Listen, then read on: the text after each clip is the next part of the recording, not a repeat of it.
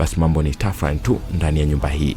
Sasa mtoto aliyekuwa anaongea naye sio yule Wilson wa humu ndani, bali ni kijana wake wa kwanza ambaye yuko huko mtoni. Kwa hiyo mama akaona lile jambo amuite Angela naye amshirikishe, na ndio hapa wanaongea.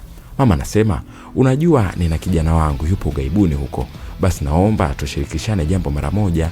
Angela anasema na kusikiliza mama. Mama akasema, nimeona itakuwa vizuri kama nikikupa namba yake muwe mnawasiliana.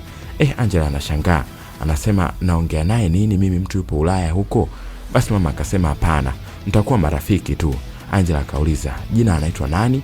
Akaambiwa anaitwa Donald. Basi bibi akasema, sawa, itakuwa hivyo. Yupo jikoni huku, simu inaita. Angela akaona akapokea, lakini namba ni ngeni. Anapokea hapo jamaa anasema, hello Angela. Nani tena wewe? Anasema, mimi ni Donald, mama kanipa namba yako. Basi Angela kapagawa, mkubwa, heshima yako bwana.